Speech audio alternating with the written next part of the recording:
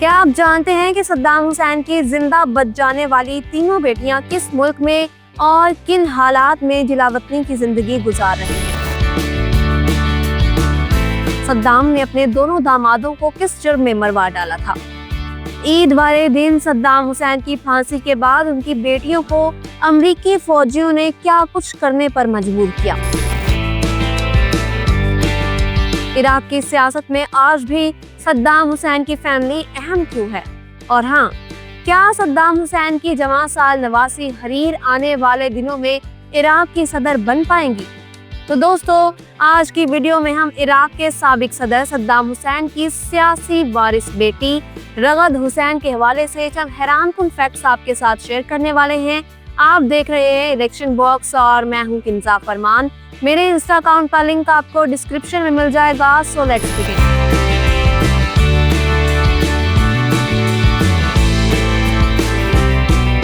یہ 1968 کا سال تھا۔ عرب اسرائیل کی 6 روزہ جنگ میں عراق کی شکست کو 1 سال بیت چکا تھا۔ عراق پر عبدالرحمن عارف برسر اقتدار تھے۔ ایسے میں 31 سال کے صدام حسین نے بغاوت کے ذریعے عراقی صدر کو عہدے سے فارغ کرتے ہوئے خود کنٹرول سنبھال لیا۔ جب صدام حسین عراقی صدر کے خلاف بغاوت کر رہے تھے تو ایسے میں ان کی بیوی حاملہ تھی۔ چند مہینے بعد صدام کے گھر میں پہلی بیٹی کی پیدائش ہوئی، جس کا نام رغد رکھا گیا۔ رغد ابھی اسکول میں پڑھ رہی تھی کہ اس کے لیے رشتہ آیا۔ 15 سالہ رغد کی شادی ایک فوجی حسین کامل الماجد سے کر دی گئی، جو صدام حسین کے چچا زاد لگتے تھے۔ تب حسین کامل اپنے کزن اور سسر صدام حسین کے سیکیورٹی دستے کے نگران ہوا کرتے تھے۔ حسین کامل اپنی بیوی سے 14 برس بڑے تھے۔ رغد نے شادی کے بعد تعلیم جاری رکھی اور اس نے یونیورسٹی سے گریجویشن بھی کی۔ یہاں میں آپ کو بتاتی چلوں کہ صدام کی دوسری بیٹی رانا کی شادی حسین کامل کے بھائی صدام کامل الماجد سے ہوئی۔ ایک وقت تھا کہ رغد حسین کے شوہر حسین کامل اپنے سسر کے بعد عراق میں سب سے زیادہ پاورفل سمجھے جانے لگے۔ ایک رپورٹ کے مطابق عراق کے جوہری پروگرام کا کریڈٹ حسین کامل کو جاتا ہے، لیکن جلد ہی ان کی کامیابیوں کو کسی کی نظر لگ گئی۔ صدام حسین اور ان کے داماد کے مابین شدید اختلافات نے جنم لیا، جس کی وجہ سے سال 1995 میں حسین کامل کو اپنے بیوی بچوں کے ہمراہ عراق سے بھاگ کر اردن میں پناہ لینا پڑی۔ رغد نے اپنے شوہر کو اس بات پر قائل کر لیا کہ میرے والد تمہیں معاف کر دیں گے، تو پھر جا کر ان کی لگ بھگ 1 سال بعد عراق میں واپسی ہوئی۔ بتایا جاتا ہے کہ حسین کامل نے صدام کی بیٹی رغد کو طلاق دے دی تھی۔ پھر جلد ہی ایک خانہ جنگی کے دوران دونوں جرنیل بھائیوں حسین کامل اور صدام کامل کو مار ڈالا گیا۔ عرب میڈیا کی رپورٹس کے مطابق دونوں جرنیلوں کی ہلاکت کے پیچھے صدام حسین تھے، لیکن رغد حسین ہمیشہ اس بات کا انکار کرتی رہی۔ صدام حسین کی صاحبزادی رغد حسین کا ماننا ہے کہ حسین کامل کے قتل میں صدام حسین سمیت خاندان کا کوئی شخص ملوث نہیں تھا۔ 30 سال کی عمر میں بیوہ ہو جانے والی رغد حسین اگلے چند برس تک عراق ہی میں رہتی رہی، لیکن آنے والا وقت اور زیادہ بھیانک ہونے والا تھا۔ ایک طویل عرصے تک امریکہ کی آنکھ کا تارا رہنے والے صدام حسین گزرتے وقت کے ساتھ امریکہ بہادر کی آنکھوں میں کھٹکنے لگے۔ عراق پر جوہری ہتھیاروں کی تیاری کا الزام لگا کر مارچ 2003 میں حملہ کر دیا گیا۔ عراقی دارالحکومت بغداد کا محاصرہ کر لیا گیا۔ صدر صدام کے دونوں بیٹوں کو شمالی شہر موصل میں حملہ کر کے قتل کر دیا گیا۔ یہاں پر میں آپ کو رغد حسین کے بھتیجے اور صدام کے پوتے مصطفیٰ کا ایک واقعہ شیئر کرتی چلوں۔ صدام حسین کے 14 سال کے پوتے مصطفیٰ حسین نے ہمت اور جواں مردی کی ایک تاریخ رقم کی۔ عراق پر امریکی دراندازی کے بعد مصطفیٰ حسین نے امریکی فوجیوں پر فائرنگ کی اور ان کی پیش قدمی کو روکے رکھا۔ 14 سال کے معصوم بچے کے سامنے اس کے والد اور چچا کی لاشیں پڑی تھی۔ اس نے اپنی رائفل سے 1 درجن سے زیادہ امریکی فوجیوں کو موت کے گھاٹ اتارا اور وہ مسلسل 6 گھنٹوں تک سپر پاور امریکہ سے لڑتا رہا۔ بالآخر شہادت خود اس کا مقدر بنی۔ نیو یارک ٹائمز کے مطابق اگر اس جیسا بہادر بچہ امریکہ میں پیدا ہوتا تو ہم ہر شہر میں اس کے یادگار بناتے۔ جلد ہی امریکہ نے صدام حسین کو پکڑ لیا، جس کے بعد عدالتی ٹرائل اور پھر پھانسی کی سزا سنائی گئی۔ 30 दिसंबर 2006 को बकरा ईद वाले दिन सद्दाम हुसैन को सुबह 3 बजे उठाया गया, गले में फंदा डाला गया तो उन्होंने कलमा तैयबा पढ़ना शुरू किया और फिर अगले ही लम्हे उन्हें फांसी दे दी गई। सद्दाम हुसैन शायद दुनिया के वो इकलौते वर्ल्ड लीडर थे जिनकी फांसी को लाइव पूरी दुनिया में टेलीकास्ट किया गया। सद्दाम की फांसी के बाद उनकी बेटियां अंडरग्राउंड हो गईं। बताया जाता है कि रगद हुसैन और राना दोनों बहनें बगदाद से दूर एक छोटे से गांव में पनाह लेने पर मजबूर हुई। उस गांव को ना तो कोई पुख्ता सड़क जाती थी और ना ही उनके घर में बिजली और पानी की सहूलत मुयस्सर थी।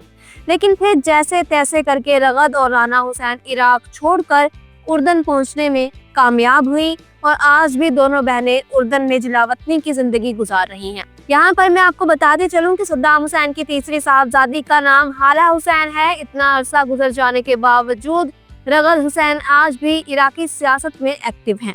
वो अपनी तहरीरों और सोशल मीडिया के जरिए अपने वालिद की बास पार्टी को जिंदा रखे हुए हैं। इराक में उन पर अनगिनत केसेस बनाए गए हैं। आपको याद होगा कि साल 2018 में इराकी अदालत आलिया ने सद्दाम हुसैन की बेटी रगद हुसैन को इश्तिहारी करार दिया था।